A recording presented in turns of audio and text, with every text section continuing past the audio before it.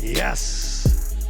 Can you feel that in your body? I can see you standing up. You getting ready to do something? I wanted to stand. Okay. I don't like sitting anymore. I sat all day getting this fucking show ready. I'm ready to go, baby.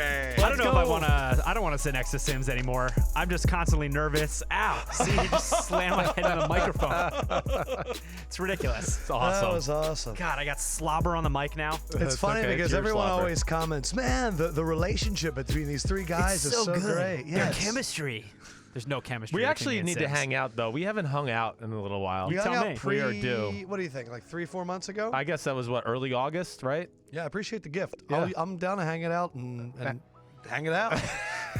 I don't know what that meant. Episode 135.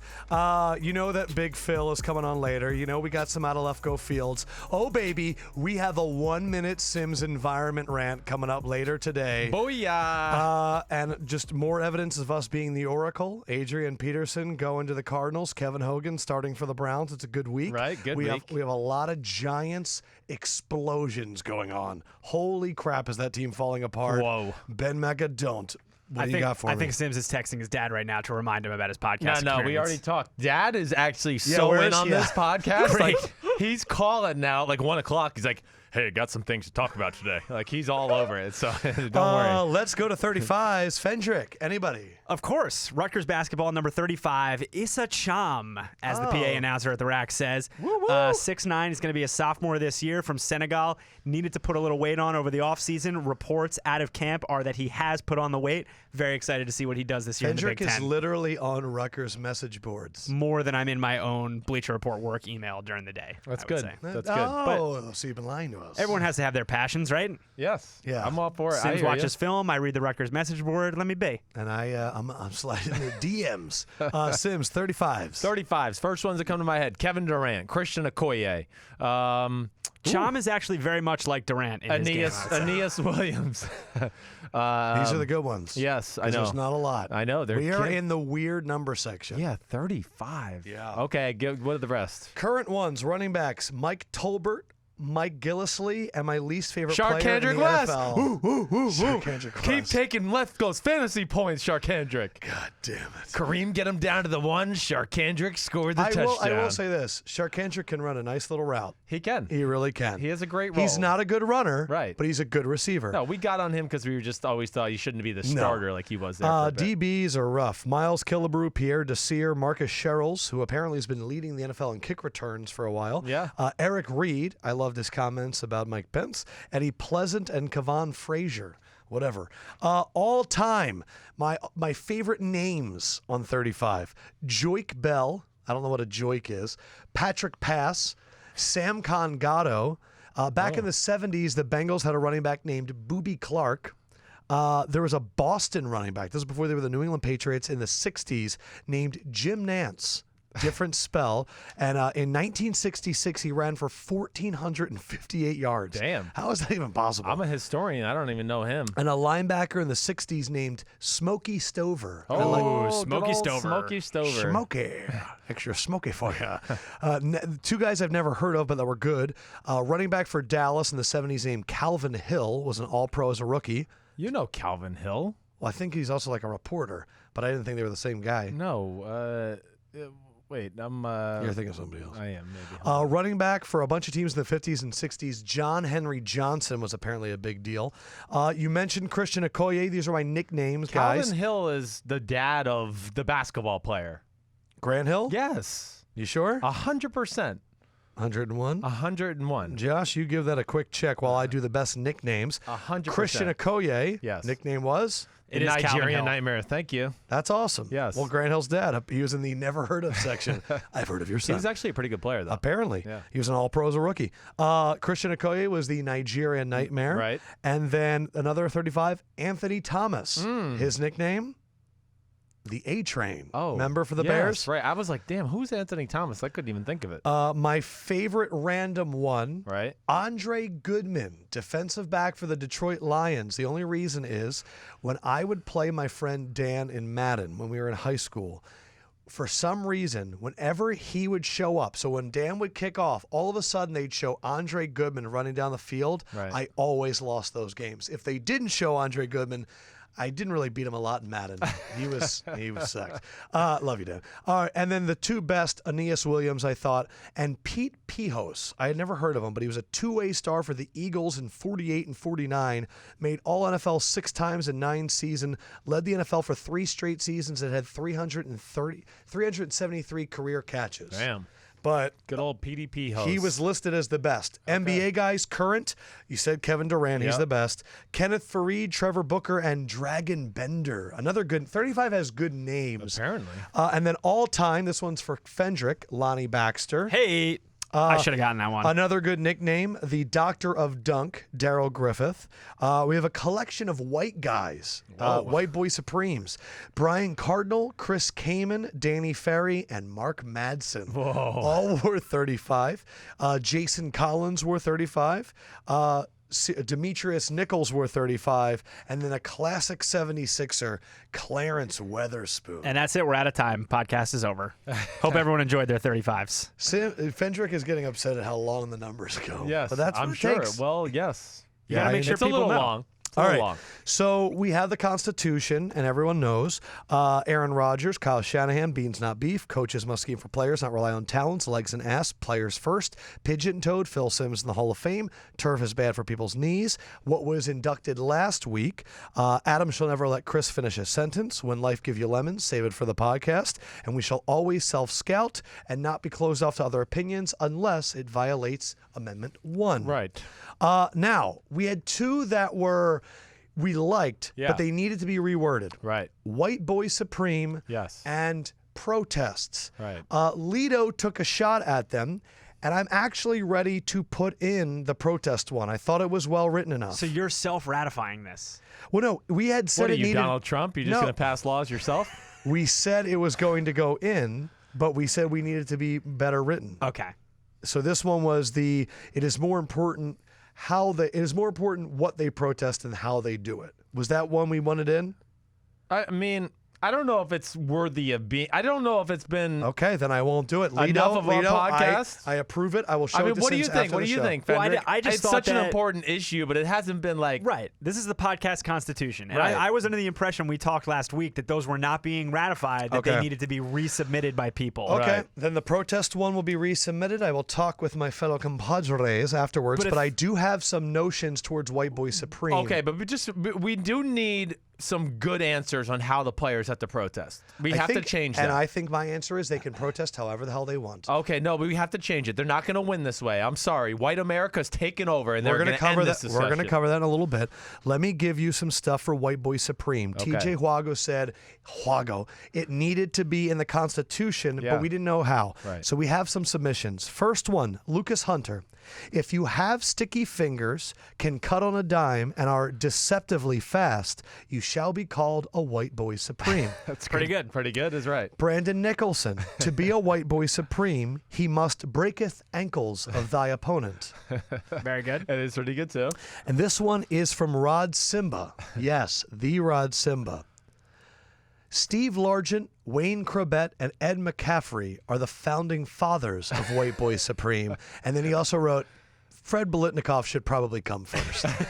So I think something combining all all of those three. The first one hit it all, really. If you have sticky fingers, can cut on a dime, and are Right. deceptively Now fast. we could add some of those points from the other, from 2 and 3 Right. examples there. Now, It would be Lido perfect. did take a chance at White Boy Supreme. Lido, I'm going to ask you to go back and rewrite it because I think it is time for us to officially say White Boy Supreme's in the White Boy amendment. Supreme. White Boy Supreme. White Boy Supreme. All right. Anyways. It makes us so uncomfortable. Oh, I know. He's like, am I going to have to edit this out? No, I'm that's curious. Okay. Do we next time create a White Boy Supreme list? I feel like we kind of need a we list. could do that, yeah. I don't know what this should be called. I'm going to put that out to Twitter as well, at Sims and Lefkoe, or hit me up on at Adam Lefkoe on Instagram, because people love to fill my DMs, or put it into our iTunes comments.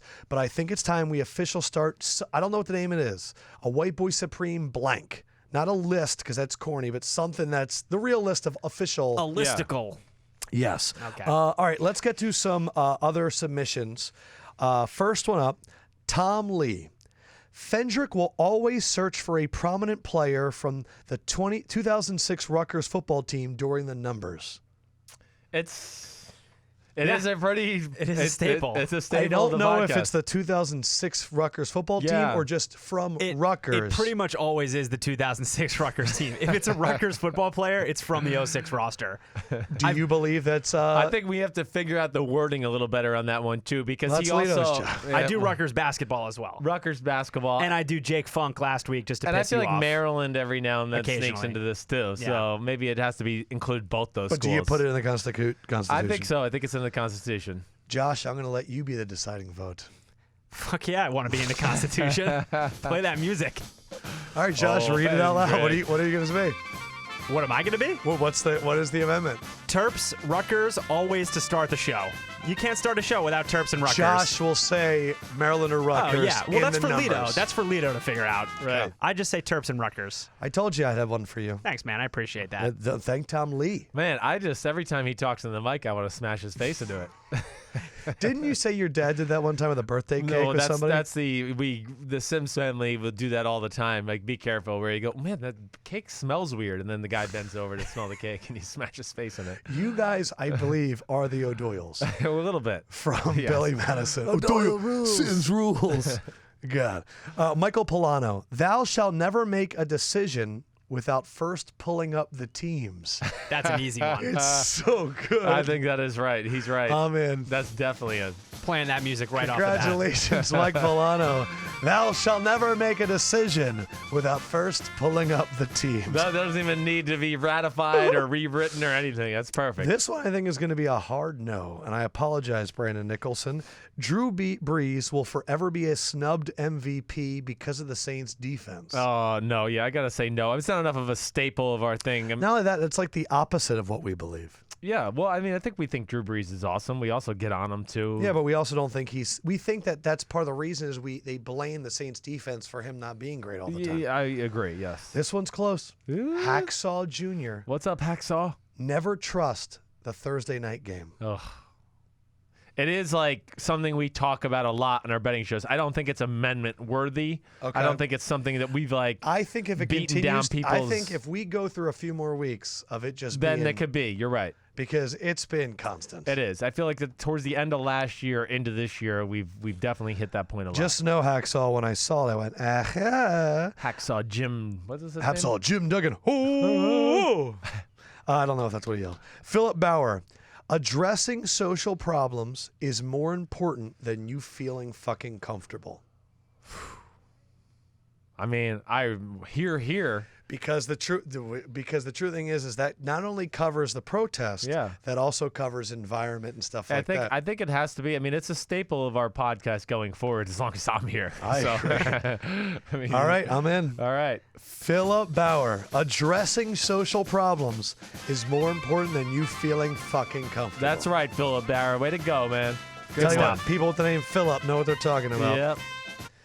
Chris Tyson, in the wake of the Odell situation, no pay, no play. Owners are out of control. Ooh. Man, I mean, I really like that too. Do we have anything that's like that discusses that at all We yet? do not have an amendment on that topic. We have Nothing. nothing. We have players first, Right. but we don't have anything that says if you're not paid, you don't play. It could be an amendment to an amendment. I think that's what we maybe should add that to the Players First Amendment. it could be a section because we have articles, we have amendments, but then we need sections. right, within so the we can amendments. clarify within that. I All think right, that's so players first will now also have no pay, no play. right. Congratulations, Chris Tyson. You are in the Constitution. Thou shalt know from now on that Amendment 6, players first, will have an amendment. If you are not paid, you will not played. And the owners are out of control. And we have one from our iTunes. I'll read the whole thing. Michael the Dane. This enhances your NFL knowledge level insanely. Following football for 8 years, but I have not heard the podcast since April. It has been the best foreplay ever coming into a season. For the first time, I was pumped as never before and extremely excited for the season to start. And now they keep extending the pleasure. Extended for your pleasure. Ooh, we like And Pornhub. finally living in New York, came from Denmark. so I can watch the game in normal hours. The down-to-earth, we take no BS approach is liberating. Topped with 3 people with insane chemistry, which sends lightning all over. Hey. Constitution misses 2 things. Number 1, players need to be paid for their value and the value they create, not for BS contract rules. So it's like the value, not like your position group. Say that again, though. Read it one more time. Players need to be paid for their value and the value they create, not for BS contract rules. Ooh. So I don't know if that's...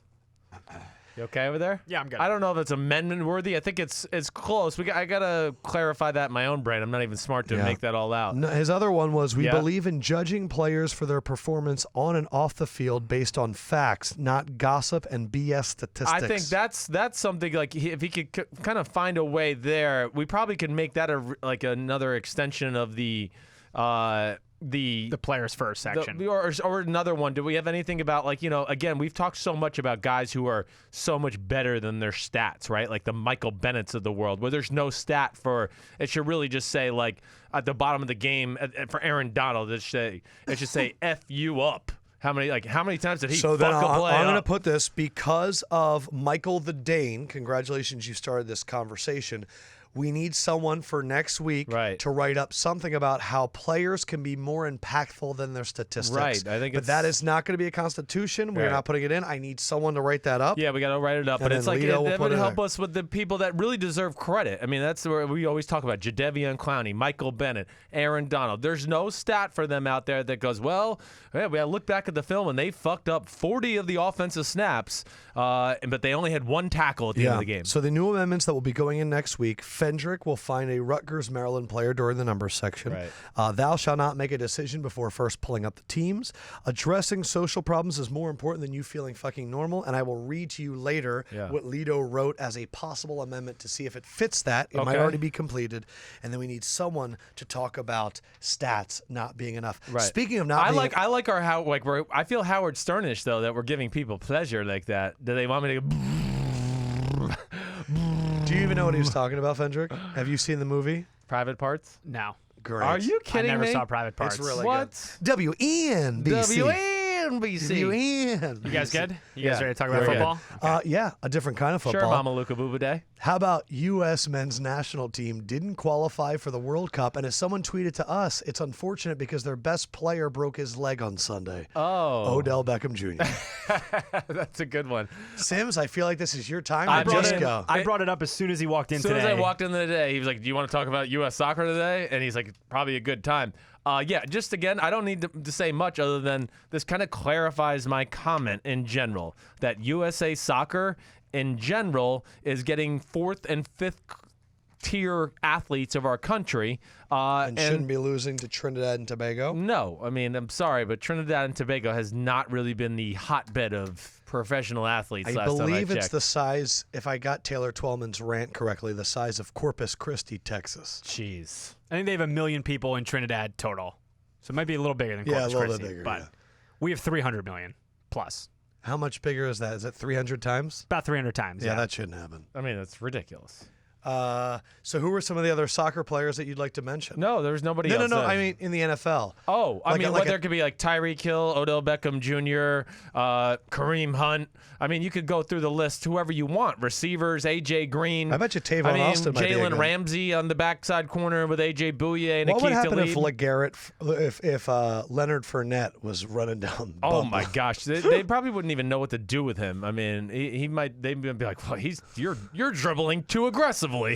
We can't even run into you and knock you down." And you didn't even open it up to the NBA. You put Russell Westbrook in goal. Yeah, you put LeBron I mean, out there at Westbrook, stopper. I'd probably put like LeBron at goal. I mean, Yeah. like 6'9" with that wingspan and ability to jump, or like another tall, lanky, like Kevin Durant, somebody like that. I think you bring in Durant as the corner kick specialist. corner Just kick second specialist? half when you need a Just goal, a header. you bring him in for the head. I just worry about those guys like Bring 'em in for that. defensively and on a fast break. Like those guys, they're good athletes on the basketball court. But have to long stride for Long that stride, physically explode. Like that's not their game. I wonder if they actually have 40 times for soccer players, just to like compare. Yeah. I want to know what, like Yedlin, it was the fastest guy on this UN's men's national team, I'm pretty sure. Right. I'd like to know what he ran in the 40. Well, I can promise you he's not as fast as Odell or Tyreek Hill. I don't even know if he's faster than Ryan Shazier. Tyreek Hill was placed in the 200 meters for the Olympics in high school.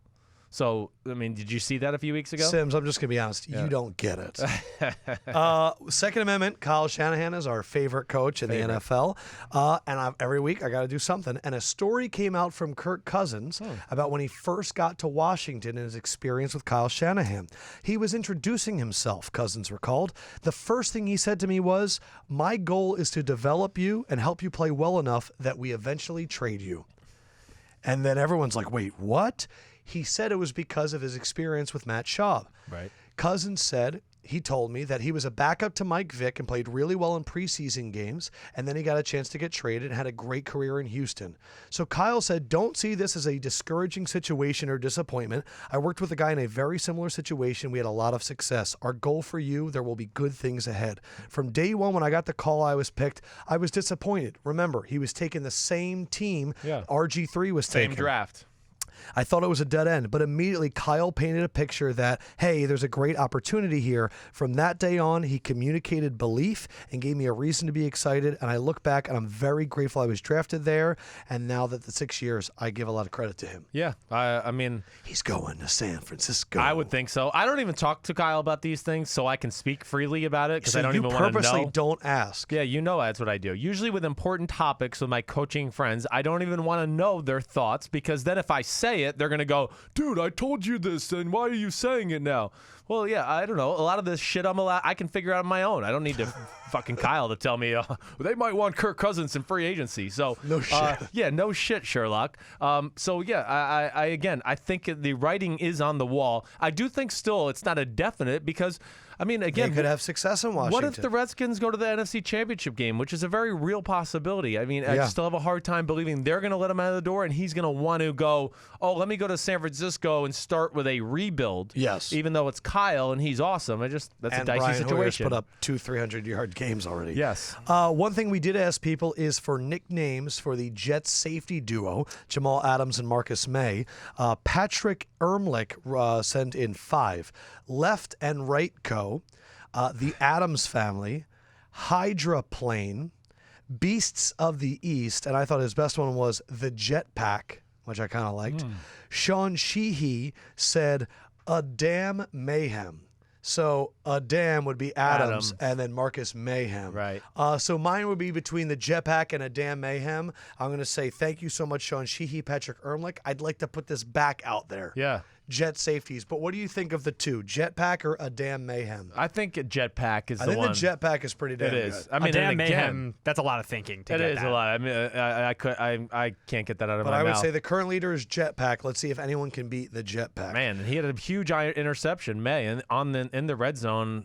It's funny that change the Jamal game. Adams is kind of overshadowing him, but they're both playing fantastic. Phenomenal, yes. Someone that was also fantastic, your boy Dow Logans with that 2-point call. Twitter would not shut up I on couldn't Monday believe night that when you texted about that. that 2-point where it was a handoff into a pitch until like a reverse. Shuffle, yeah, right, until a shovel pass, right? It was unbelievable. It was. Again, I think you're going to just continue to see these more and more of these type of plays. Did you see that? I forget what analyst it was, said that Steve Smith. Right. Steve Smith said that Dow Logans was saving the good plays for Mitchell Trubisky and not using them for Mike Glennon. Well, that's just crazy. Mike Glennon can't run the ball. Well, yeah. I mean, what plays did he see in that game the other night that he went, whoa, those are amazing plays? You mean the one where Trubisky was running for his life to the right, making great throws, or what? Throwing it on. I wanted to ask you, what is your evaluation of Mitchell Trubisky? I liked what I saw from Trubisky. Again, I think we all have to take into the big picture here that there's not a legit receiver. Their receivers stink. They have the worst receiving core in football, and legitimately, when they line up Tarik Cohen at receiver, he is the best receiver they have. So it's not going to be easy. The whole year, it's going to be tough. And again, the poise, the athletic ability, the arm strength, the ability to throw on the arm, on the run, all are top notch. I like what I saw. You're going to see some rough moments. And listen, he kept them in the game. And I still think that if they maybe popped his cherry in the Green Bay game and let him in there, maybe he doesn't throw an interception late in the game because he's been in a situation a little more similar to that. I thought he had a few throws just rolling out, throwing it to the sideline that were really fantastic. Some of his best throws ended up being dropped or penalties in the first half. And he Gruden got a little pointed lucky that on the out. touchdown. Yeah, but I did. thought, look, it's in a tough situation against a really good defense. Yes, a really and good I thought defense. he played well. I know we're going to call your pops in a second, so I have a huge section of great fan questions for this week. And then after your dad, I want to talk about this New York Giants situation too. Okay, cool. Daniel Christian just had a comment. Watching the Cardinals offense is like watching an old dog trying to get up onto the bed. Yeah, it is. It's a lot like that. I really wonder how things are going to end there. I mean, just with Bruce Arians, I think it's iffy if he's back next year. It's over for Carson Palmer. Yeah. And, I mean, they do need to be ashamed of themselves by that offensive line. Yes. It's a joke. Connor Sweeney. Will Adrian Peterson become the first NFL player to play 2 games in London in one season after his trade to Arizona? They go to London in week 7. Oh, my gosh. Isn't that interesting? That is interesting. Adrian Peterson could He go to will London be. and play nothing. Yeah, I mean, I'm not surprised that they traded for him. I don't know. You We saw called my it. note. Well, and you saw my notes. I think I wrote something about CJ2K. Oh, well, he's been done. It's just You've been saying done. that all I year. just couldn't even believe he was starting when I turned the game on again. I was like, damn, they're starting him again? And I don't mean to say anything bad about it. CJ2K's a legend. I played with him in Tennessee. I'm just saying at this point, it's over. Yes. All right. Now we have some this or that.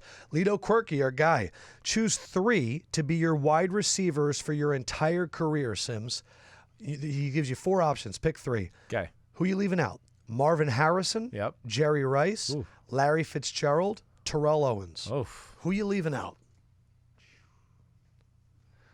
All right, I'm probably leaving out Marvin Harrison. I think so too. I got to go with T.O., even though I probably will have issues with him in the Athletic locker room freak. at times, but I consider that I'll be able to control that. Yeah. I want Larry Fitz for all the red zone stuff Yes. and just doing some of the dirty And work. Jerry Rice is Marvin Harrison to the nth degree. Exactly right. Billy is Mal Mustafa. Loved your Malik Hooker Ed Reed comparison. He loved Malik Hooker too. If you're building a team to win today with no future implications and you're just trying to win now, which running back are you taking? Him and his friend are debating between LeSean McCoy and Le'Veon Bell. Ooh. Between those two. And right now. Right now. Just this season, Yeah, right now. I'm taking LeSean McCoy. Ooh. Yes, I am. LeSean McCoy. Le'Veon Bell is good. Again, I'm sure you saw in my notes, I watched the Jacksonville offense first, and then I went back and watched Pittsburgh's offense the next right after. I was literally going to say this. You wrote Go ahead. down. Right, say what I say. You wrote down, Bell is really good, but after watching Fournette, it's a little bit of a letdown. It really is, yes. And Le'Veon Bell is not hitting on all cylinders to the way he was last year, too. So that I take that into account, certainly. But, yes, McCoy right now in Week 6 going in 2017 is a better player than Le'Veon Bell. He can do more with less. He's still in the conversation for the quickest running back in football, and I think if you put him in that Pittsburgh offense, you'd go, holy crap, he's amazing. By the way, Billy is Mal Mustafa also wrote, by the way, I'd kick Chris and Phil's ass in backgammon. Ooh. He might kick mine. Phil's got a different game. I don't know about that anymore, Speaking though. of Phil, let's get the old man on the phone. It's that Phil old- in Give us a little time. volume here, Steinmetz. We do need a... He said he'll have the phone on, ready yeah, to he go. did. We do need a theme song, I think, for the Phil segment. Phil a shit. Phil a shit. Oh, this is my favorite part. Hoping he doesn't pick up. I know. I told him I hope you screw it up Hello. again. Hello. Hello. Well, yes, hello. You know, people are trying to work here. What do you need? Well, what are you working on? What are you doing? What am I doing? I'm just watching football games. It's a tough life I have here, but I have to do it. Which game you watching? I just got done watching the Miami Dolphins play the Tennessee Titans. Oh, you put yourself through that? I couldn't. I watched it live, and I had to put Listerine in my eyes. All right, let's move on. Well, you know, after just seeing it right now, I can understand why. I thought, wow, and I think neither team got over 200 yards of total offense in the game, and it was a grimy game. I guess that's the best thing to say. I don't know what to say about it. So apparently you are the best tie-tyer inside the NFL, huh? That was a fun video to see you tying Boomer's tie. You know, Boomer Esiason, Mr. Media, all the shows, radio shows, TV. Of course, how he dresses on his morning radio show is a thing that needs to be talked about, but that's another subject. But all these shows he does, and he can't tie his own tie. That's crazy. So I get tired of doing it for him. So I said, look, let me show you one more time. And, getting the tie around that big, thick neck of his is not easy, but we finally got it straightened out. I think he was so proud of himself. Look, I did it. I go, yeah, Boomer. It goes to about just below your breast. You got to get it a little longer than that. It was true, too. He goes, well, I'm going to keep my jacket buttoned.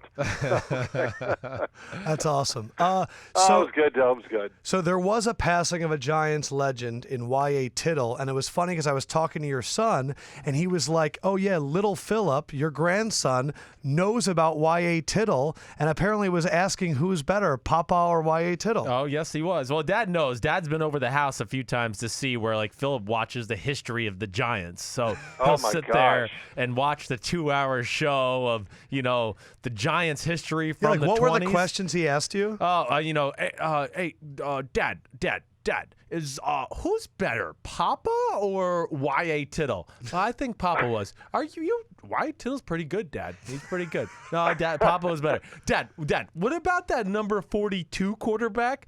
And I was like, damn, Charlie Connerly? And he goes, yeah. Man, he looked like pretty good, too. He made some epic throws. That's like you're right. That's the crap he comes out with, but he's all into Johnny Unitas, Archie Manning. I mean, all of it. Yes. Oh my gosh! Go show him Burt Jones. Man. Yeah, I know that's you one already of your got him favorites. watching film. Show him some of Bobby Douglas from the Chicago Bears. You can't even see the football on the screen. He throws it so hard. I feel like Y.A. Tittle is like one of the ultimate football names. Like growing up, like Y.A. Tittle was one that you always heard. Yeah. Oh, it's a great name. I told the story. I didn't do a great job on it. I met him in 1980 at Giants training camp, first time. And they listed, Boomer looked him up and goes, he's 6'1", 190. I go, man, I don't know. He was bigger than that. And Joe Namath verified. He said, when you met him, he's a big man. And, and then Boomer goes, yeah, he had a big head, big hands, big arms, whatever. But so nice. So I guess at the time he was 53. And, he picked up the football. He was asking about throwing seam passes. He picked up the ball and threw a couple. I went, man, he can still throw. And it was really cool. And then you look up what he did in the NFL. Right. First, when he left the game, he was the all-time leading passer, completions, attempts, touchdowns, games played as a professional football player. I mean, I don't know, 2 or 3 time MVP of the NFL, and now I understand why Mr. Mara, Wellington Mara, before he passed away, man, he was always talking to me about Y.A. Tittle and Charlie Connerly, because if you ever see highlights of them, you can see why, man, they could play. They could throw it, and Charlie Connerly was a really good athlete who could run the ball very well. I think that's one of the reasons why he wore number 42. Right. Man, awesome. So it's pretty cool. All right. So wait, we got 2 subjects we're going to talk about real quick. I thought one of them was really interesting, and your angle on it was really interesting. Is just as far as the Kansas City Chiefs, what they're doing on the offensive side of the ball. They are changing the game, and I think if you look at it a little bit, just as a fan, you see that it's filtering to other teams in football right now. Other teams are definitely copying what the Chiefs are doing. But I thought you made a good point to me earlier today that I hadn't thought of, that you just think another great thing about what Kansas City's doing. And then go ahead. I'll let you wrap from there. Well, let's see this. Adam, remember this moment in life that he said I made a good point. So I don't want that to go wasted. I am going to write it down right now. Yeah, write that down. Good but, point. Look, there's many facets about it. But the biggest one about this going sideways, the speed sweep or whatever you want to call it, faking the sweep, the option passes off of it, everything, what does it do? It makes defensive linemen go sideways more than forward. And the greatest mismatch in pro football is what? Defensive linemen against offensive linemen. Defensive linemen are they're on that side. Why? Because they're really special athletes.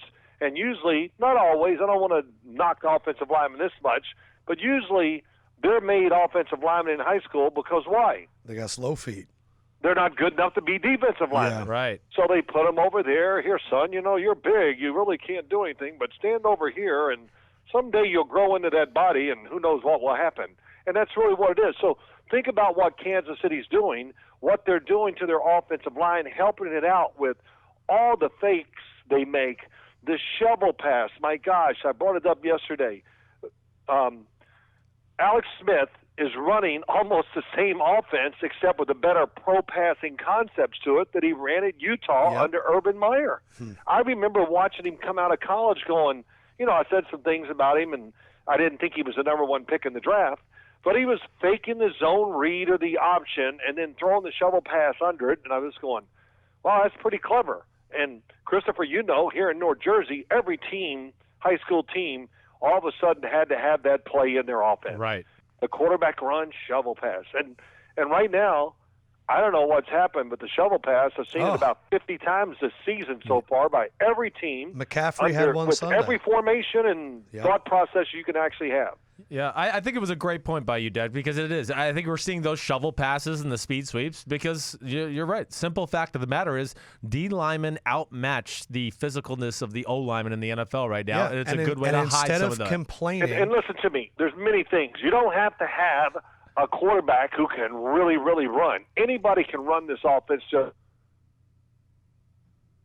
But the other thing is, too, now you don't have to have the franchise wide receiver, 6'4", 200 pounds, and let's just make sure we give him every throw in the game. And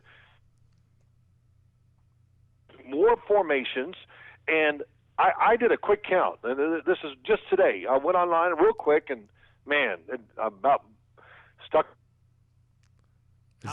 Is that your? Okay. Well, no, being really lowballing it. 5'10" and under, people who handle the football, 5'10" and under, my first count was 62 people in the league. You go, some of them, it was amazing to me how many guys are 5'8" and 5'7" that I picked up. So these are players. There's so many of them out there. Now you can, we slotted them before. Well, son, you're not 6'2" and 210, so you got to be a slot receiver. Well, now everything's interchangeable. We see it with Tarik Cohen. Yeah, he can line up as a wide receiver, but they'll have him off the line. And what are you going to do? I'm going to get up there and be physical with this little guy? Right. What if you miss him? He's gone. He's gone. Right. So, but formations where you put them, moving them, I'm sure many players around the NFL now, wide receivers and running backs, are looking at the Kansas City Chiefs going, man, why can't we do that? Yeah, sure. And it just makes sense. And it's the biggest thing, too. I hate to do this to these big wide receivers, but it lessens their value. And also, there's so many of these type of players in college football that they're going to find a better place for them in the NFL as offenses change to highlight them more. And it will. The biggest thing, too, I meant to say, is money. Yes. So they're going to be a little more interchangeable. We don't have to pay this special Odell wide Beckham receiver Jr. $15 million a year. Exactly. We've been saying this with the Patriots forever. They find value. When no one wanted tight ends, they got tight ends. They kind of started this slot receiver trend. Yeah. And what I like is instead of going, man, why aren't there better coached offensive linemen coming out of college? Find schemes that don't rely on really good offensive linemen. Yeah. All right, Sims, what's your next thing? Okay, next thing, Dad. We got to there's talk. more to that subject, but if you want to hear the rest of it, tune in to NFL Today on CBS, and I'll school you on the rest of these thoughts that I had about it. Okay, all right. So I want to do one other topic, just with the 3 second-year quarterbacks right now. Because, go. I mean, Carson Wentz, Dak Prescott, Jared Goff. Let's just focus on those 3. First thing is, Adam and I both believe that Carson Wentz is in the conversation for one of the 5 best quarterbacks in football. Second thing is, Dak Prescott. People, I hear it and I see some of the stuff on the computer and online. Oh, he's not as good as last year. And I want to be like, what? Yeah, I want to be like, what? Like, first off, he's carrying the team more this year because they can't run the ball the same. He's better. And then Jared Goff, I feel like people are trying to put him in the conversation with Dak and Wentz just because the numbers are somewhat good. I saw Lou Riddick and Scott Van Pelt being like, you better hop on the Goff wagon. They're letting and I was their ego and their bias get in the way of evaluating again. It's the perfect example of it, but go ahead. Well, okay. It's like politics. Whatever your thought was, nothing's going to change me. I don't care what you say. That's You're just wrong. stupid. So that's I one know. thing. Okay. So all the people who thought Jared Goff was the number 1 pick in the draft, they're now going, what'd I tell you? I knew it. You're wrong. I knew I was right. And look, he's playing much better, of course. Yes. And he's got better people around him. That always helps the quarterback. But every game, and I've watched them all, every game, Sean McVay, what's the word for it? Level of belief in him or where I put him just keeps going up. Yeah, agreed. And his offensive game plan against the Seattle Seahawks was absolutely tremendous. Amazing. And it was there for them to score a lot, and the game should not have been close. Right. And, Jared Goff made a lot of good decisions. I'm not going to take that away. But there were throws that he missed, and he did not take advantage of. And I know he's a second-year guy, so I don't overjudge young quarterbacks because I know how it was. It's hard. Right. It's tough. But the scheme is so good, and he's playing better. But don't just elevate it just because of the numbers. All these people that go by the numbers, and, I know we did this last week, but his QBR. Oh, well, his QBR is so high. He's really good. Oh, okay. It's played maybe whatever. Bad defense, your offense. There's many reasons why. But I'm just saying physically, and I've already said it this week on some shows, he's got to throw the football more consistent, put it on the targets because Sean McVay is designing an offense for the quarterback to be a star. There's no question about it. Yeah. All right, and then just and talk. What else? Dak Prescott? Just talk about Wentz and Prescott real quick. Well, let me give you a quick one on Dak Prescott. Right. If you think that, then I don't know what to tell you. Come and sit in my office for 5 minutes, and I'll show you, watch the games. You go, oh, wow, I was really wrong. Right. Yes, you were. You were really wrong. And then give me Wentz. Give me Wentz real quick before we hang up Wentz, on you. real quick. Yeah. He's not like a thrower like Brady or Roethlisberger, that type, or Stafford. He's more of let's make some power throws, and then, let me have a few throws on the run. And the other big thing is then just let him make a few plays. Right. And the only thing that worries me about Carson Wentz, really impressed with his play so far this year, is that, man, it's all out. And that worries me a little. Now, he is a monster of a guy when you meet him in person. Right. And he holds the football around like it's a baseball, which I've told you. But that would be my only concern with him. But he is absolutely physically better this year, throwing it better the way he is now for the whole year. Because last year, his throwing did deteriorate as the year went along. Right. I want to get Phil on this real quick before we go because I'd be remiss if I didn't.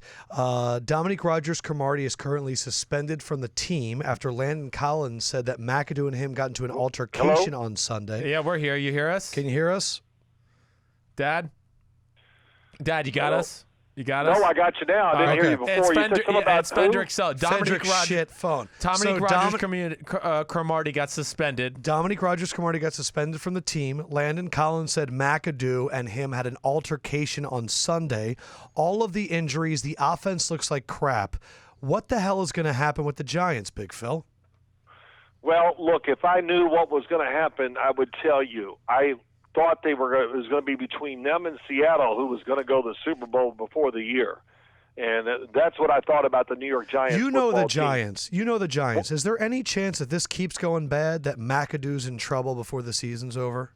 Not going to get into coaching right now. Listen, if it completely – Mr. Mara always had the answer or whatever. Yes. When the fans don't show up, that's when trouble comes. All right, we'll watch attendance. Those seats are empty. Man, there's got to be changes. And look, the team, so many disappointing things about the football team, I don't even know where to begin. The defense has been – everybody keeps talking about the offensive line and all these other things. To me, the first thing that sticks out to me is the defense. Look, defenses should be more consistent every week than the other side of the football. And when you got a good defense, it's got to carry you. I thought that would carry them through the fact that they didn't have a great offensive line. That has not been the case, and I don't know if you can fix that before the end of the year. Right. Awesome. Big You're the Phil, man, you're the Dad. man, dude. All right, guys. Have a good Thank day. you. I'll talk to you later. See ya. See ya. Yeah, so you didn't know about the suspension? No idea. I've been kind of just watching film all day, so I haven't been looking at any of them. That happened earlier. Yeah, see, those are the kind of He things showed up and then said, I'm just going to leave. I'm disagreeing with McAdoo. And then McAdoo said he's suspended. Brian Daniels, this is where a bigger conversation. Yeah. Any chance Eli gets a pass, no matter how terrible he plays and still starts next year with the wide receiver injuries as a scapegoat? I've been thinking about this for the last 2 days. Yeah. It sucks because we know the offense sucks and McAdoo's not the answer. Right. And now these injuries, you can go, well, the offense stinks because the wide receivers aren't there.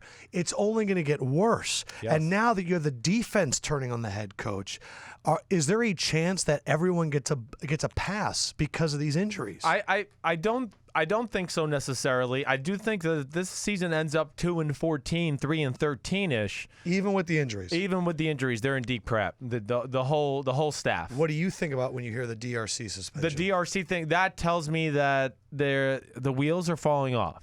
That there is when the defense turns on the offensive coach. Defense turning on the offensive coach. There's just obviously some sort of lack of respect there with the way things are going and the culture in general. Definitely. Fat Riley's losing them. So it is. I mean, there's something wrong there, and that's the thing that's going to get the attention of the owners too. Dad will talk about the tickets. He's right about that for certain. But I'm not kidding. I'm going to check attendance every Monday podcast from now on. Yeah, because the Giants are old school.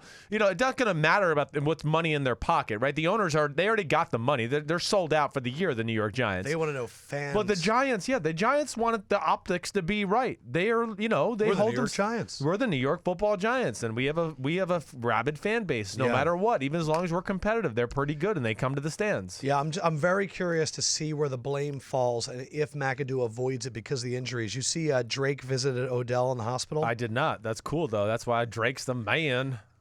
What a good guy. He is. Drake's right? He is. What do you Can got I ask a Big Phil follow-up question? Or you still want to talk about the Giants? No, please. I was just going to say, so your dad was saying that running backs and wide receivers around the league must be looking at the Kansas City Chiefs and being like, why can't our team do that? Right. Are players actually aware of what other teams are doing schematically during the season and bringing that to their coaches? Offensive players are definitely aware of it. Yes, they are, especially the skill guys. Because, for the most part, your skill guys are pretty into the sport in general. They're the kind of guys that will go home and watch Monday Night Football or the highlights and see what, blah, blah, blah did in the game. How did he get his catches? And then, of course, you watch film during the week. So if you cross over and see a Chiefs film or a Rams film like we were talking about, you go, oh, okay, wow, that's kind of cool. I mean, why don't we do that stuff? So certainly taking it to notice, but the part of taking it to the coaches will not happen. No. So the players talk amongst themselves, no one is going to tell the offensive coordinator what now, to do. if they become a free agent after the year or stuff, they might go to their agent and go, oh, man, I want to be in something like that, Kansas City. Right. I want to do something like that. But that's where I always get into the conversation with you. The NFL is a dictatorship, period. That's really what it is. It's hard for other coaches to go to the head coach or the offensive coordinator and go, I used to run this play when I was coaching on the other team, and we had tremendous success. And the offensive coordinator is, well, unless you're Andy Reid. I've never run this. Yeah, right. Andy Reid's showing. I mean, all the good coaches are. They should. Yeah, Sean Payton, Sean McVay, Andy Reid, Bill Belichick.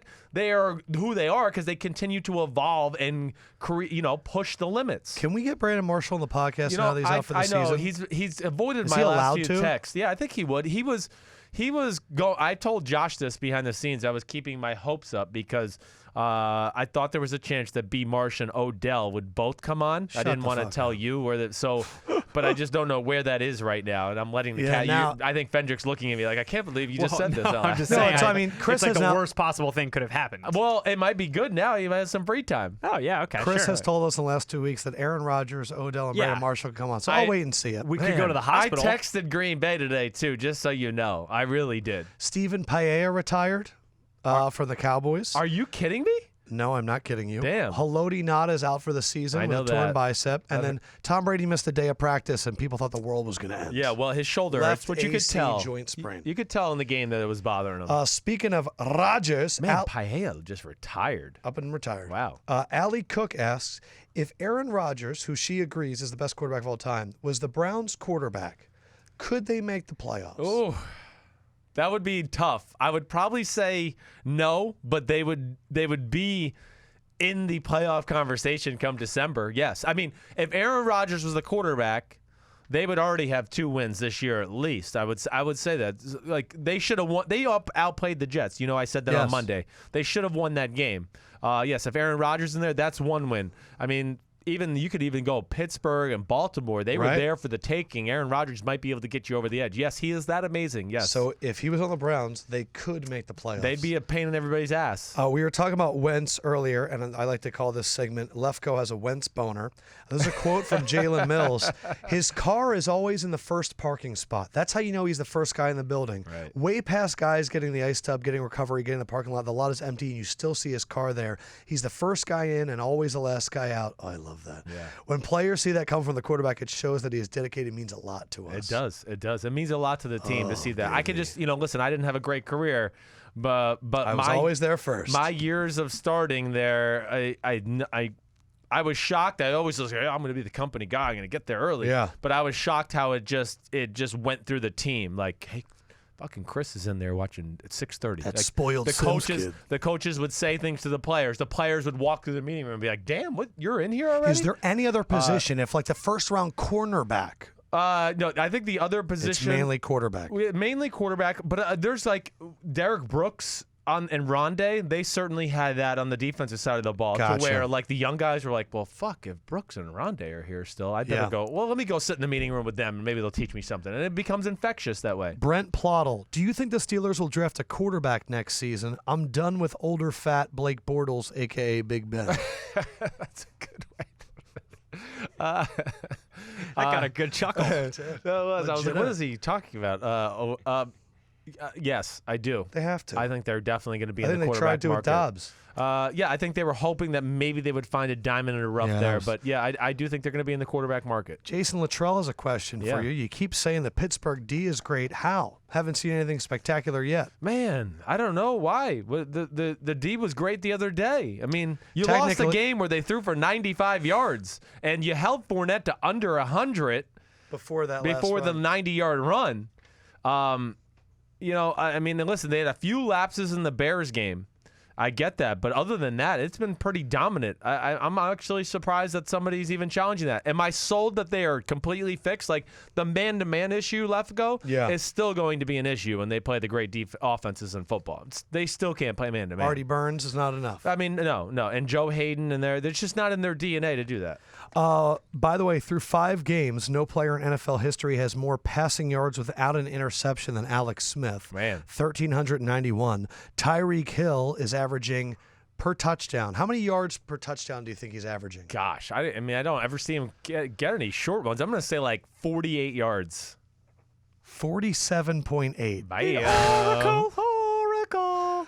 The question was on Reddit. Is Alex Smith going to be remembered as a Chief or a Niner? Oh, that's actually Depends really upon good. how the season goes, right? I do. I think it is. It's a lot depending on this season. That's actually a really good question. Right now, I think it's a 49er if he retired. But if this year ends up like AFC Championship Super Bowl appearance, that's going to change everybody's perception. Jay Glazer is reporting that Peyton Manning will be back in the NFL next year as a GM. He mentioned the Browns, the Titans, and the Rams. Ooh, the Rams. Where do you think Peyton Manning ends up as a GM The next Rams year? is an interesting one. I haven't heard that. The Browns makes sense. Of course, Jimmy Haslam is a And huge Titans, UT. because Tennessee. Yeah, and I really thought that they could end up doing the Saints, too, if things fell apart there as well, because he's from New Orleans. Pick one. If I had to pick one, Oracle. I'm going to say he is the Browns. I think Browns. Jimmy Haslam's going to go. Not only do we need a football mind in here, I think he's going to go, we just need something that looks better on face value. And Peyton running the organization looks better. Isn't that the worst way that they could possibly approach it? As far as Thinking of face value versus substance? Well, I think that they know he'll bring the substance. Okay. So it's like a win-win to go Right. like, hey, it's Peyton Manning, and then also he's going to bring the substance. Someone on Reddit figured out that 5'6" Tarik Cohen has bigger hands than Julio Jones, A.J. Green, Odell Beckham, and Mike Evans. That's amazing. I mean, I can only imagine how big his gloves are. Unbelievable. But I have an out of Lefkoe he field. didn't even he get didn't it. get He it didn't at even all. go through. He didn't even. I'm just not going to respond. I'm just Okay. not going to respond. Okay. You're so fucking mature. Yes. Out of Lefkoe field, the Hamsa hand Right. has been God. a symbolic in Islam and Judaism for centuries. Tarik Cohen, and it stands for protection from evil and misfortune. And I believe he's going to provide that for the Bears because hands, and he's a good little Jewish mensch, Tarik Cohen. What'd you call him? Humsa hand? The Humsa hand. Humsa hand. Okay, Yes. gotcha.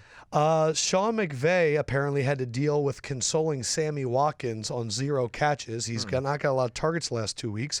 During the game, Torrey Holt tweeted he's got 0 catches. Watkins responded, something's got to be going on, with a zippered mouth emoji. Out of Lefkoe Field, Sammy Watkins will be a Hall of Famer as the best decoy in NFL history. The rest of his career, people will just be worried about his speed, and no one's going to look at him.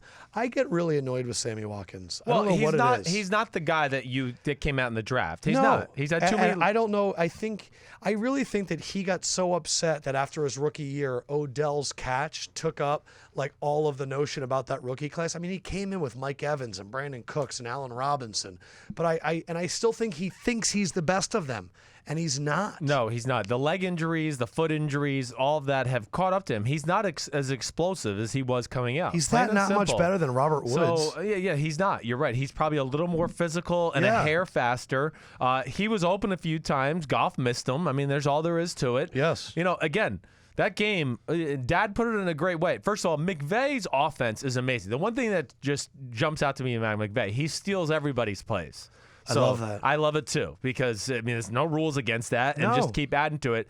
His offense is one of the best in football already. It really is. McVay has really impressed me.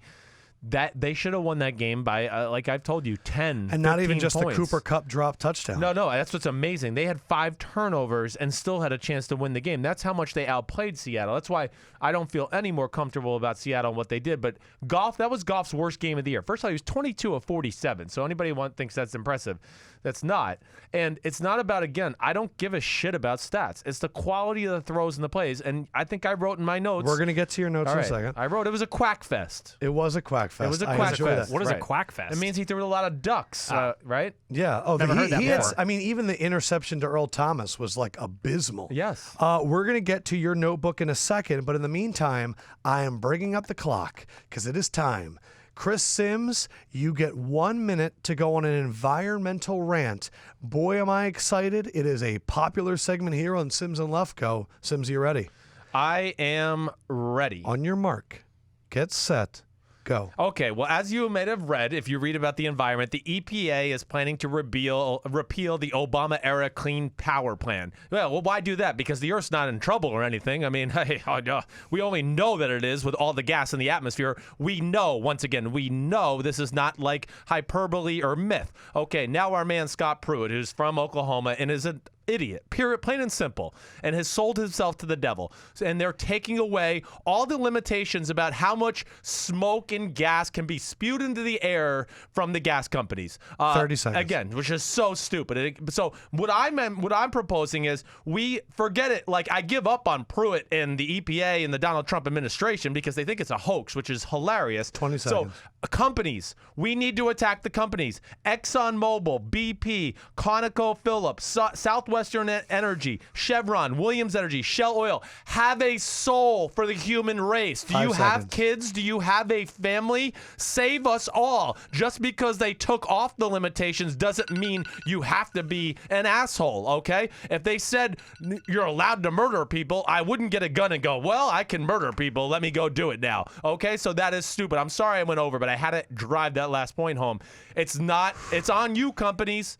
Like, man up. Have some moral beliefs. You know it's hurting the environment.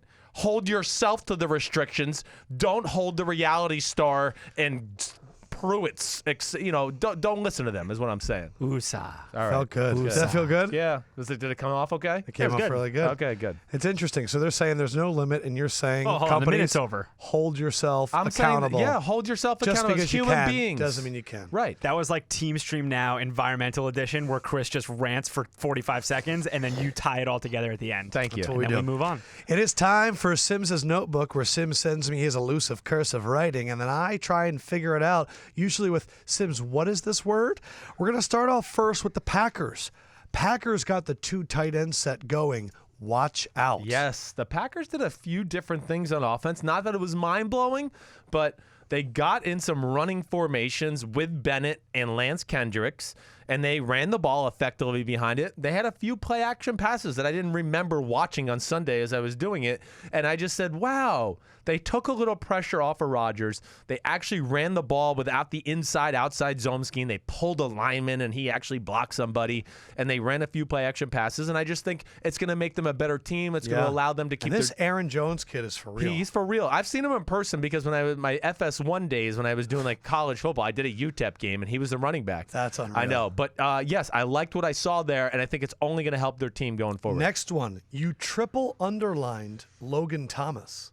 Well, I just was shocked. I didn't realize he was playing tight end.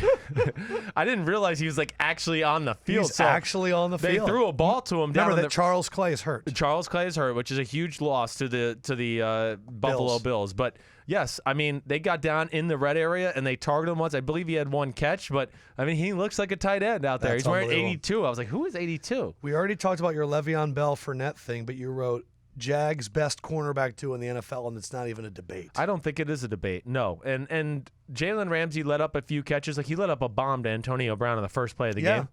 I mean, it was the most blatant offensive pass interference I've seen all year. I mean, he literally like took two hands and pushed Jalen Ramsey. And they're calling it so much more now, too. They do, but they let it go, and it was the first play of the game. But, yes, the way they play, a lot of Antonio Brown's stats came underneath or in some zone coverage, and Antonio still played really good. Yeah. But those two can cover Martavis Bryant's of the world man-to-man and not have to worry about it, and they can cover an Antonio Brown. In the Arizona game, you triple underlined Steve Keim. Yes. The GM of Arizona. Yeah, I alluded to it a little earlier. It was just the fact that they, Here's what's funny about Steve Keim. Right. There is no GM, other than, I guess, if you would consider Jerry Jones to be a GM, right, that talks to the media more than Steve Keim. Yes. Every time I've ended a game, I've gotten a Bleacher Report alert on the Bleacher Report app that says, Steve Keim says offensive line play is unsuitable. We'll make moves. You picked those players. Yes, that's where I want. And it's interesting because everyone keeps giving him credit for how brash he is. Right. I've never seen a GM talk this much to the media, let alone shit on his players all the time. I think that's why I wrote it down, because I took that all into account and I just said, man, is anybody holding him accountable to what's going on right now? Because you're right. He is the one that signed these offensive linemen. He's also the one that wanted to draft Amir Abdullah over David Johnson. Right. So, okay. And I'm not going to fault him for that. No, I'm just saying I saw that in the documentary. And the team, they're in a weird state of like they're way too old at certain positions, and then they're really young at certain other positions. And I just wanted to, that was just really for me to go like, damn, nobody talks about him. Did they draft Logan Thomas as a quarterback? I think they were the team that drafted him. Yeah, wait, did they draft Logan? I think you're right. Wait, where did Logan Thomas end up going in the preseason and having a decent... It was there. I'm pretty sure. Yes. Panthers, you wrote, they have NBA power forwards at wide receiver. You can throw rockets at them and they box out. And Logan Thomas was drafted by the Cardinals. Yep, that was their quarterback of the future. But speaking of NBA power forwards, you said the Panthers have them at wide receiver. You could throw rockets at them and they box out. Funchess? Yeah, I mean, Funchess and Kelvin Benjamin. It just doesn't matter it's maybe the Jaguars could man up on them on the outside and maybe win some of those battles.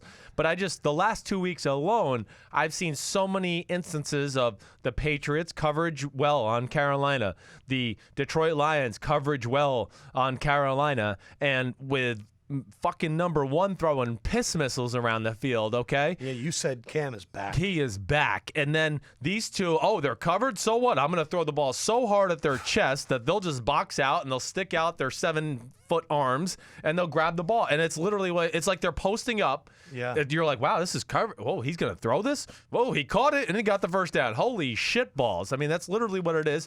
The Panthers are for real. I mean, legitimately, the Panthers are definitely a Super Bowl contender. I mean, that game solidified it for me, really, to watch it. Yeah. They're pretty good up front on the O-line. The defense is back. And Cam and the offense, I think, have found their rhythm and what they want to do schematically to keep pushing forward. Speaking of Super Bowl, you wrote, Seattle has no chance of winning a Super Bowl. No, Seattle is are they 3-1 or are they 3-2? What are they? I think 3-2. They're a bad 3-2 football team. I think the one thing, my computer died. Damn. What do you need? No, pull up the teams. I can't even believe I'm dead like that. That's so amateur of me. But that game did not make me feel better at all. I mean, it really didn't. Their offensive line's horrible. We know that. The offense stinks in general. Russell Wilson, I wrote in there too. I just said, listen, I know it's not easy and he doesn't have a ton of help around him, but he's also got to see the field and throw the ball better, period. When those opportunities go there, he needs to do it. And the defense is just not the same as it was. It's still good. You Go wrote ahead. this, and Yeah. I've never seen this in your notebook. I know. Yeah, I wrote this for you. What? Go ahead. Say it. What I wrote is Bennett doesn't pop as much as Right. he used to. Right. And you wrote an unhappy face with a nose. Like I've never seen a nose on a happy face. Usually it's 2 eyes and a mouth, but you wrote 2 eyes, nose, mouth, unhappy. I'd never seen that. I know. I did it for you. I was thinking about it because I love Michael Bennett, first of all. You know that. And, yeah, the days of Michael Bennett being, he's still, yeah, he'll be my man. He'll be my man crush forever. But the days of me just sitting there and watching the film play after play and going, holy, roar, he's going through the line. Get out of my way, Get out of my way.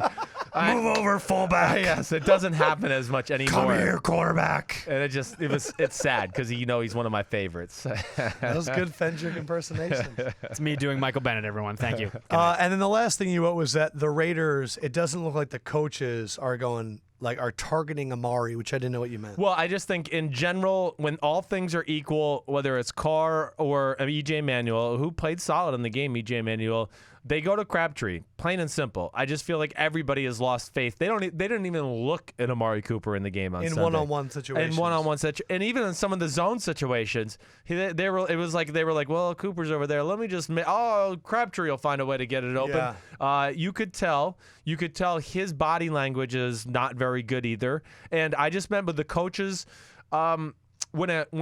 When the coaches really respect a player and really know, like, oh, wow, he's awesome, they always alert to the quarterbacks. Like, during the game, leading up to the game in meetings, like during the game, if we were getting too much one-on-one coverage on Joey Galloway back in the day, and it was 3rd and 7, like Gruden, after he told me the play, he'd be like, hey, they've been covering Joey man-to-man. I mean, look for him here. And I don't, and they're not getting that I at just all. don't think they're getting that at all because the coaches are also like, man, Cooper's in a funk. Let's not even deal with it. It is now time for Chris Sims' official MVP board. We've been updating it throughout the season. Week 1, Rodgers. Week 2, Carr. Week 3, Brady. Week 4, Brady. Kareem Hunt has been on 3 of the list. Aaron Rodgers has been on 3 of the list. Brady's been on 2 of the lists. Yeah. Where do we start off? Number 3 in week 5, thus far through the season. Who is your number 3 MVP? Amendment 1. Aaron Rodgers is the greatest quarterback I've ever seen. Yes, I'm putting Aaron Rodgers at number 3. The stats weren't great, but the whole game is filtered through him. And as you might have seen from the Bleacher Report Instagram post, Yes. he's very Michael Jordan-ish when the game is on the line. Or if you listen to our podcast. Or on if you do that, too. Monday, yeah. Yes. We know Aaron Rodgers. Right. It's been funny. We actually had a few comments that were, we get it. You love Aaron Rodgers. And I was like, sick of we're it. never going to give that up. No. MVP number 2. Man, this is it's a tough one, but I'm going to go with Tom Brady, TB12. He's number Brady. 2. After that Thursday night performance. Yes, after the Thursday night performance, which wasn't his best, but still taking in the whole year. Wow. And that means for the Alex first Smith? time in 2 weeks, we have a new number 1, Yes, Sims, we do. who is the current leader for MVP. Alex Smith. Wow. First time nominated. It is the first Emmy won by Alex Smith. Alex Smith, Yeah. you're finally ready. Yeah, I can't deny it any longer. I think, the way the year started, sure, it was great and all that. I just was like, all right, let me see if he continues to do this. Is he going to continue to make these plays to put the team over the edge? And every week he has answered that bell. And again, there's a few plays every game where I go, wow. I mean, look at Alex Smith, aggressive, on the run, making plays, whatever it may be. He is number 1 in completion percentage. He is number 1 in touchdown interception ratio. He is number 1 in pass yards per attempt. I know. I never thought that would happen.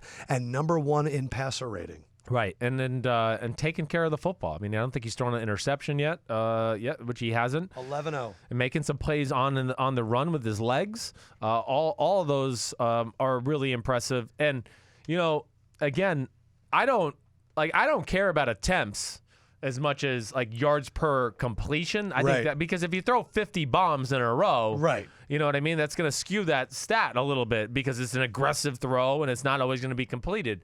But I think that's another thing I look at Just too. his feel in the pocket, his when they ability to strike, make the they're throw, striking. his control, his aggressiveness. And I firmly believe, like I said before the season, that Patrick Mahomes lit a fire under his ass because he had gone through this with a young quarterback with a strong arm before in Colin Kaepernick, and he was not going to have the same situation.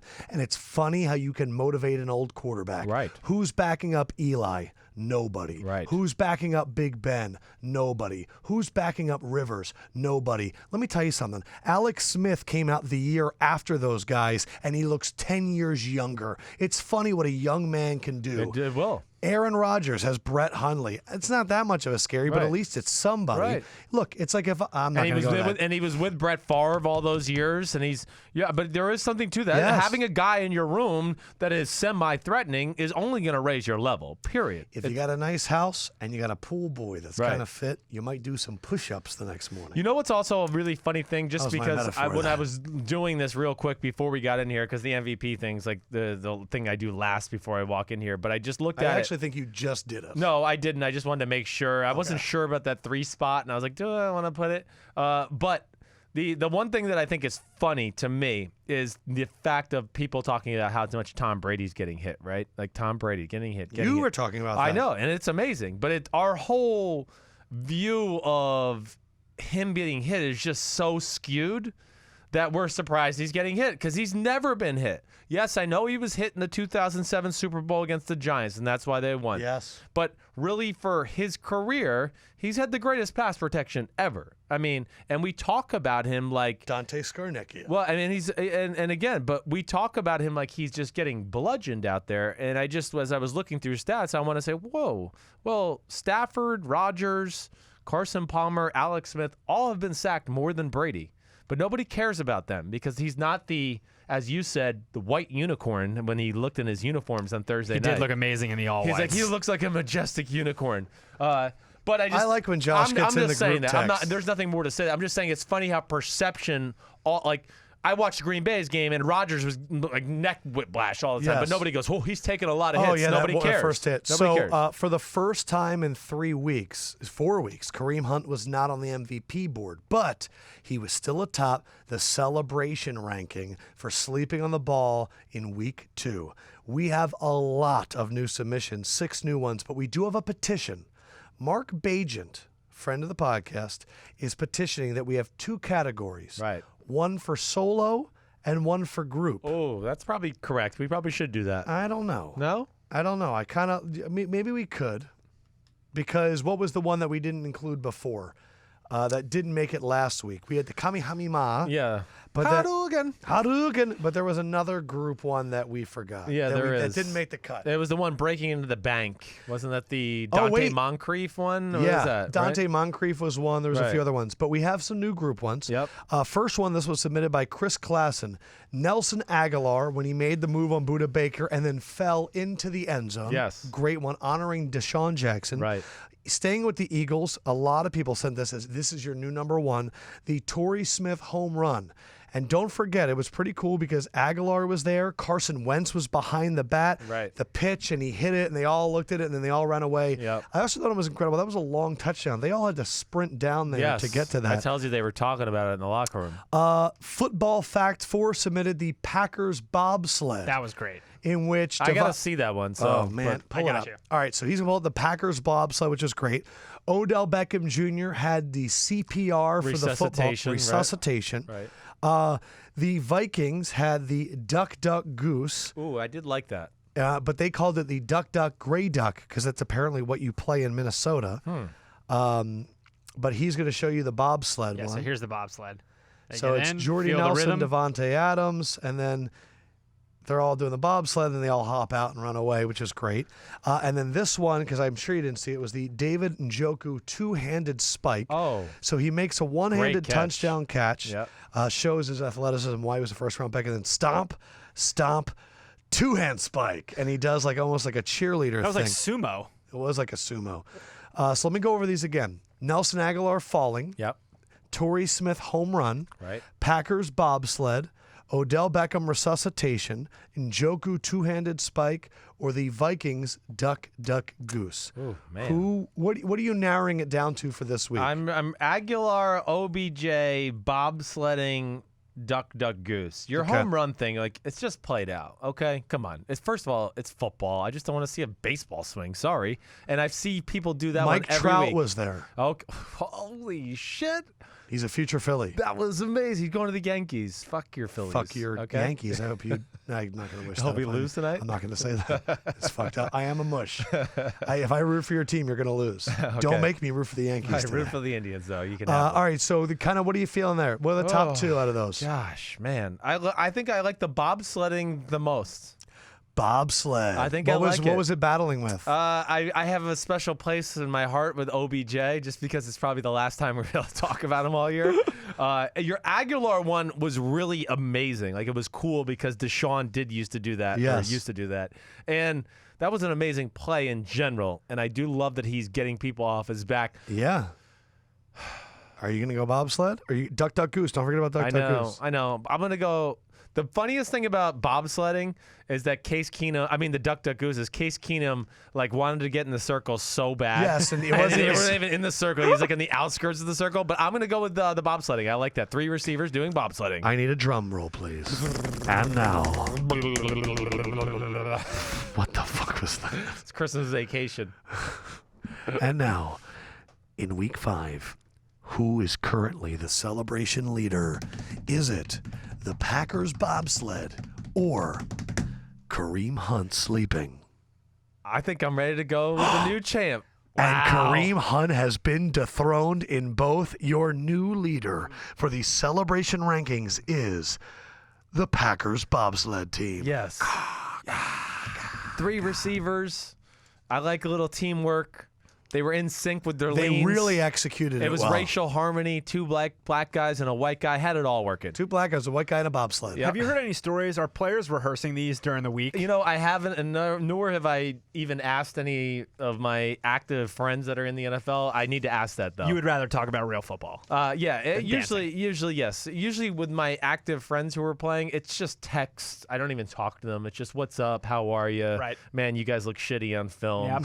Damn, your quarterback sucks. So there had been some talk about the NFL, and we're going to get to iTunes comments, and there's not a ton, which is great. A lot of them are just telling us how great we are. We're awesome. A lot of people talking about, will the NFL force people to stand? Arthur Blank's comment was, I just want the players to be able to protest peacefully where they want, proving that he's one of the coolest owners in the sport. Yep. Gerald McCoy said it's going to be crazy if they do that. Mm-hmm. What would happen, do you think, if the NFL made players stand for the anthem? Gosh, as a player, I almost want. If I was the there's going to be issues. I mean, there was a report today that the Dallas Cowboys, the team, they had a meeting today about Jerry Jones and all the thing. They're obviously they're pissed. They feel like they're being shunned by the white man. Sorry, that's just the facts of the matter. If it makes you feel uncomfortable, deal with it. I mean, that's really what they feel like. But what do you think would happen? What would you do?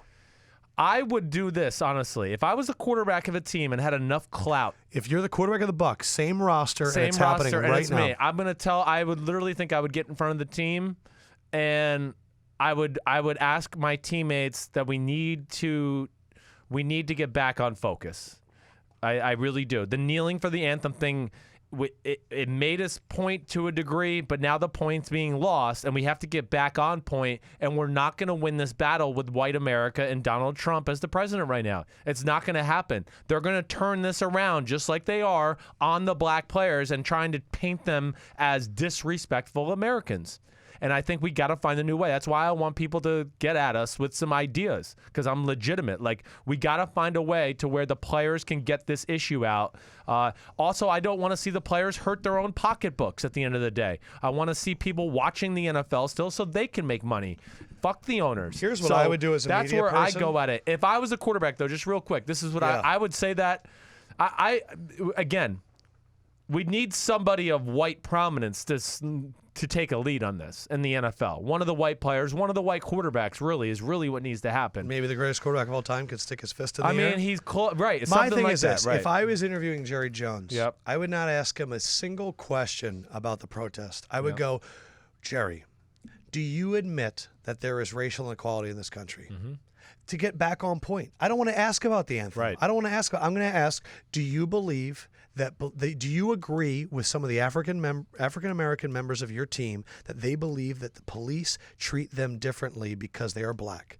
I wouldn't ask about the anthem. I'm not interested in the protest anymore. I want to get it back to the message. And that's really what I would do if I was interviewing one of these guys. And then the problem is everyone keeps asking, what do you think about the protest? But the problem is it's been muddled and they don't even know what they're protesting. So can I just tell you one little thing I was told through an NFL insider here that might be playing into this, which which goes into one of what the president. Why you're asking me? That's an absolute. Well, what the president tweeted at yesterday, I think almost clued into it a little bit. Oh, about taxing the NFL. But see, this is where I've heard removing the tax-free stuff. The antitrust exemption. I've heard that has been relayed from the government, aka the White House, to the owners. That basically, like, that law is going to be scrutinized extra hard to see if they should keep that going. We're not going to fine you, but we could take away something that's going to make it almost not monetarily smart to own a football team, right? Or any of their other corporations or whoever it may be. But yes, that is the threat. The threat that is out there. Yes, and that's why he tweeted it. Of course, that's why he tweeted it. Because what he's thinking, and yeah, what I've been told by a pretty prominent insider is that has been the calls that have been made to some of the owners of the NFL. Man. All right, let's get to some iTunes comments. New York Giants Fan 55, best podcast.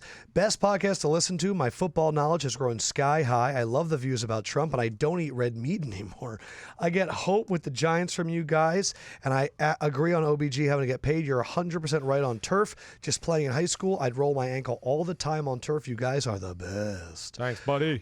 Jake Bogan, outstanding podcast. Great podcast. Adam, you are the man. I appreciate that you came on our Downtown Rams podcast. Chris, you are too, but I got to have you on the podcast sometime. Nice job, Chris. Great work. Thanks, man. Malcolm Nazen, one of the better NFL podcasts out there. Quan Melvin, greatest podcast ever. Lefkoe, man, I love the show. The diversity and being the players podcast is 100. I love the show. Stay on the anthem. It's the players right we have. Keep up the good work and keep the fire coming. Hashtag self scout. Whoop, whoop. This one, DJ Fat Beats, A+ podcast continues. I wrote a review earlier and I forgot to say this. You guys are one of the only pods out there talking about bets and spreads in a way that doesn't make you sound like douchebags. And I love listening to your picks every week. Also love that Lefkoe values his picks over the Eagles every single week. Yes, he does. It's a really good way to put it. I really do. I care more about that stuff than anything else. This one, Kyle Shanahan is our favorite coach in the NFL from Danny Young Niner Nation. Hey guys, love the show. First podcast I ever listened to started 2 years ago when you were still recording them all on video.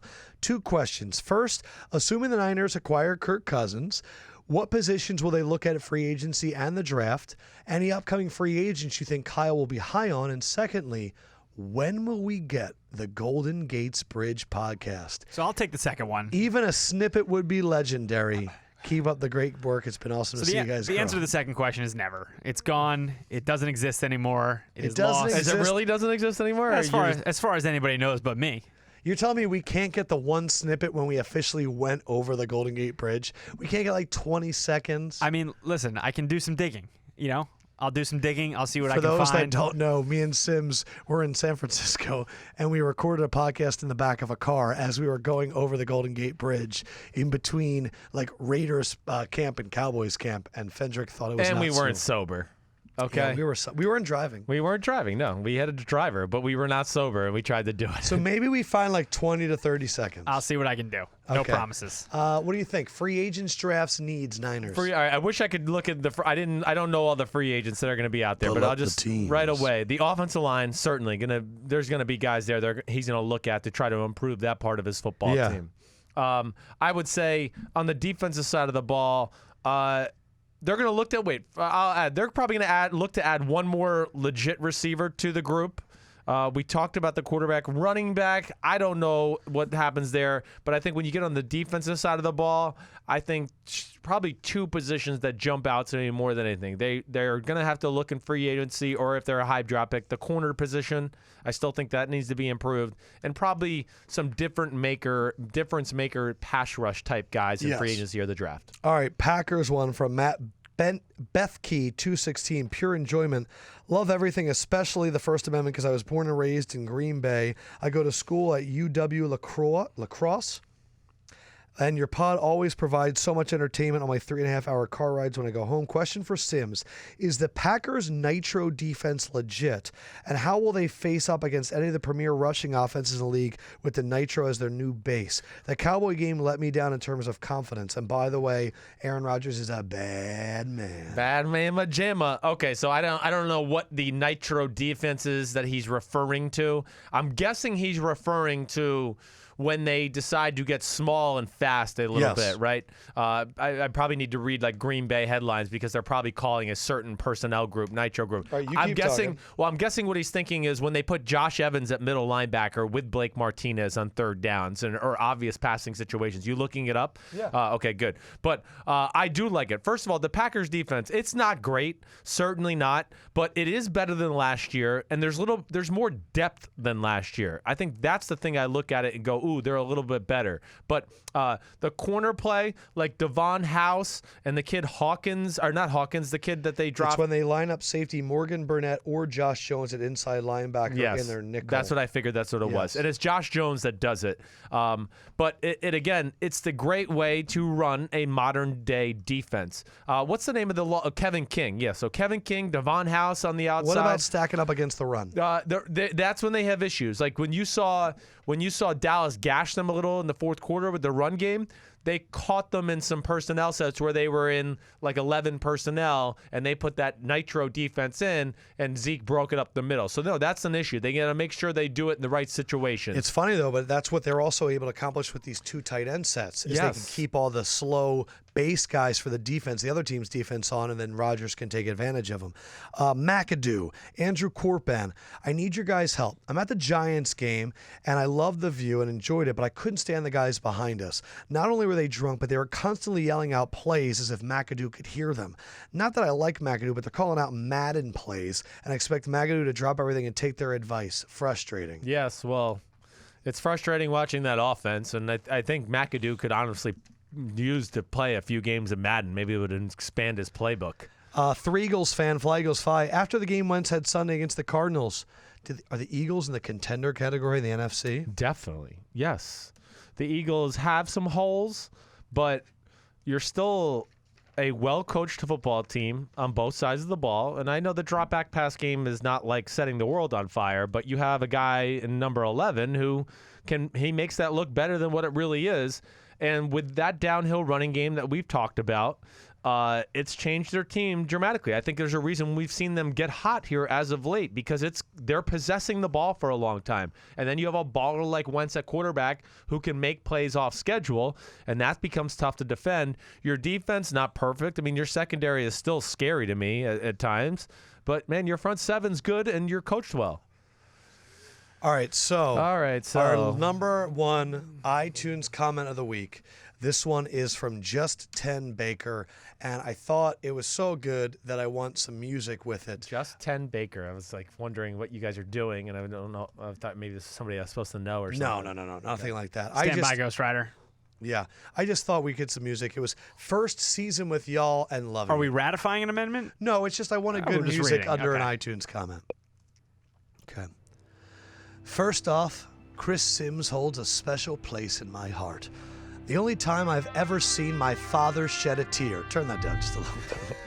The only time I've seen my father shed a tear is during the Eyes of Texas, before Chris Sims put up 380-plus yards against the Aggies in Darrell K. Royal Memorial Stadium in November 2000. Remember that? I do. Was it great? Bringing chills back right now. Really? Yeah. Yeah, Thanks. I was awesome that time. Thanks to Sims for making my first football game memorable. Around draft season this year, I was looking for reputable opinions about what my Texans would do at quarterback, so I used my free Bleacher Report app to look into it. Lo and behold, I see Cartoon Sims and some Lefkoe guy on an advertisement for the podcast, and I decided to give it a listen because Sims, that's a name I trust for football opinions. Best decision I've ever made. I listen to every episode now, and out of Lefkoe Field, Adam Lefkoe has become my favorite non-veteran voice in the sport. P.S. Keep on politicking, guys. Now more than ever, your voices of reason can't stay silent. Like it. And that was Just 10 Baker. Just 10 Baker. What up, buddy? Appreciate the kind words. Man, that was a good game for you, huh? That was. Great. Oh, I own the Aggies. That's for sure. You? I think I was the only quarterback ever to win 3 in a row against Texas A&M. Wow. Yeah. I was looking to see in Fox Sports 1 when they're doing the Oklahoma-Texas previews if you're going to be on the screen at all. I'm sure. Am I not yet? Are they not I putting need me to in see the the Roy montage? Williams dive. I mean, can I tell you how many people every year send me pictures when they're in the Oklahoma So we're football in museum? Oklahoma-Texas week. Oklahoma-Texas Do week. you get any more this week? I haven't yet, but I'm sure that'll happen. I mean, I'm going to see that highlight for sure at some point. It's a special week, man. Like I've always said. Red River You rivalry. got if you have a little extra cash and you want to go to a good sporting event, that one is up there with any of them. Were you upset when they changed the name from Red River Shootout to Red River Rivalry? Yeah, not really, but it's people don't realize that the game's played in Dallas. It's actually closer to the Oklahoma campus than it is to the Texas campus. And the field's split down the middle, and man, the eyes of Texas are upon you, all the live all day. The eyes of Texas are upon you. You cannot get away. Or Rutgers. Do not think you can escape them. Maryland. At night, early in the morn. The eyes of Texas are upon you till Gabriel blows his horn. Ah! You suck, Sims. You suck. Is that how it goes? And that They was added those? episode 135. We will be doing our picks. I believe that Sims still has a lead. And here is that awesome music at the end. Sims, did you lie to me at all today? I did not. I did not lie to you today. I really wanted to hold back my Panthers point and not say they were a Super Bowl contender, hoping you'd take that Eagles bait tomorrow. Come on. But I Hey, couldn't I'm do not it. What the fuck? Do I not get to talk about Survivor on this podcast anymore? Hurry up. This is bullshit. No, I don't want to talk about it. You guys don't want to hear about it? I don't want to talk about All it. right, Sims, our strategy worked. Yes. Yes. You guys don't get to hear I about have it. to hear It's about fine. that shit. Ow. All right. Love you guys very much. For Sims. Peace out, homies. For Fendrick. Good night, everybody. We love you so much, and we'll see you soon. Enjoy yourselves. Peace, love. What? Sims and Lefkoe. Lefkoe, man.